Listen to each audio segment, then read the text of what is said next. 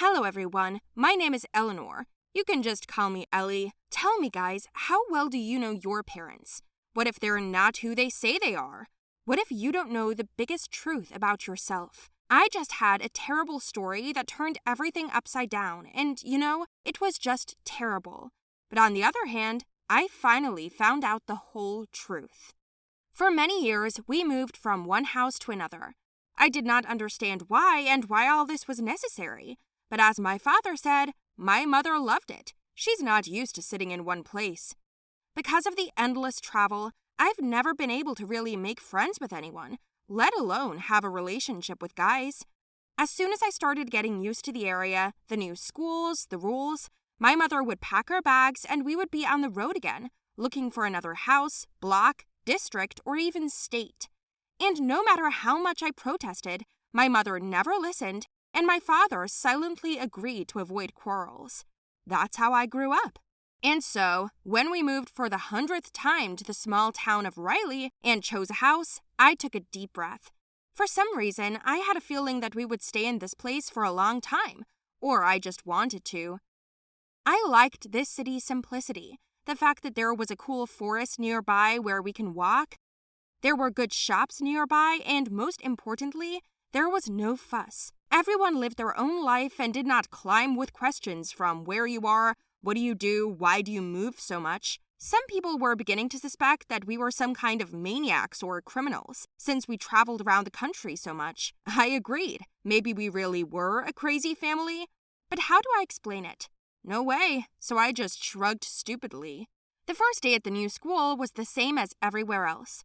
I briefly told them about myself. My text was memorized long ago. Clearly, briefly, and without unnecessary information. On the first day, I met a nice girl named Nika. She was simple and kind, just the kind of person I missed. Nika offered to show me the local forest after school, and I gladly agreed. This forest was not just beautiful, it was extraordinary. It was so quiet that it was almost creepy. Nika showed me the path on which you can enter and exit the forest. 2 hours flew by unnoticed. Then I thanked my classmate and went home. On the same day, in the evening, my mother stuck to me with questions about the new school. And then my dad got in. He was not in a good mood. I think they were already fighting before we arrived. Before I could say a word, they started fighting again. My attempts to stop them were thwarted, and I went crazy, got up and went outside. I walked forward, not thinking where to. In the end, my feet led me back to this forest. I followed the familiar path, armed with a flashlight on my phone. But before I had gone 100 meters, I felt someone's heavy gaze on me. I felt uneasy. I went on, but then I heard someone's footsteps, and there was no way back. I picked up speed with horror, and the footsteps followed me. My heart began to pound, and then I heard a growl. An animal was chasing me. It was someone's dog or a wild one.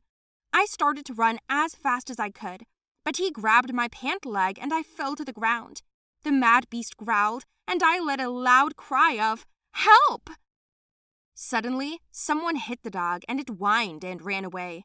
They gave me their hands and I stood up. It turned out to be a man. He asked me if everything was all right, and I nodded my head in confusion. He walked me home, and I thanked him and asked him who he was.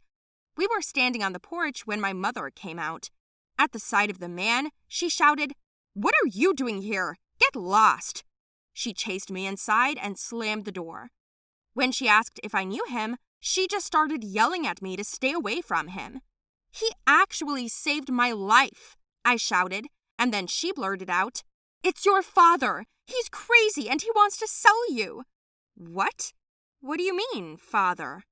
Then my dad came out and took a deep breath and said that he was actually my stepfather, and that all these years we had been hiding from this man so that he wouldn't hurt me.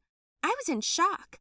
My mother told me that they were divorced a long time ago, but since then he has been following us. According to her, my father had gone mad and always demands for her to give him me, his daughter. My mother said with complete confidence that he wanted to sell me, and that's why she and my stepfather were protecting me. But he manages to track us everywhere, so we have to go into hiding, she said in tears.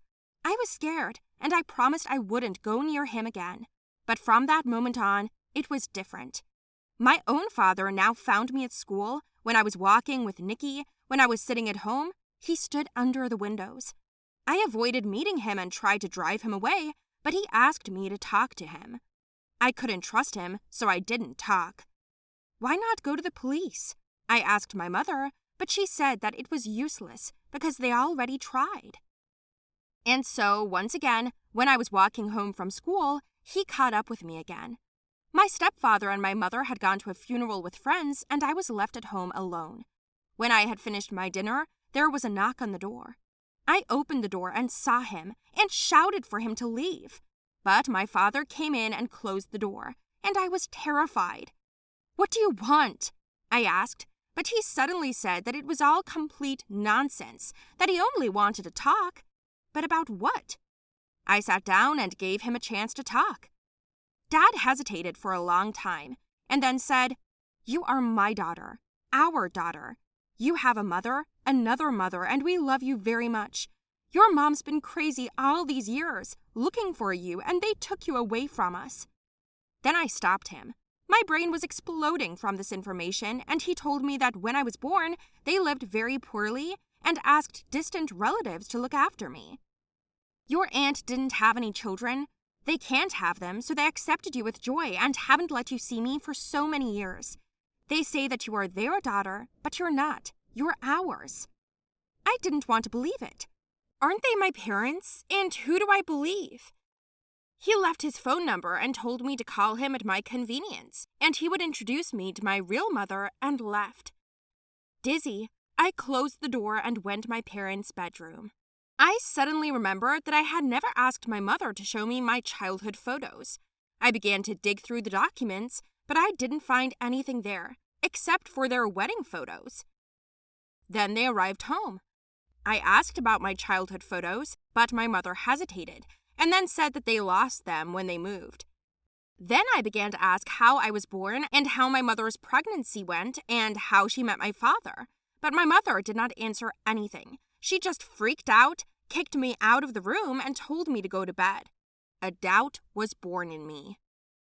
I stopped talking to her and my stepfather. I closed myself up and stopped going to school.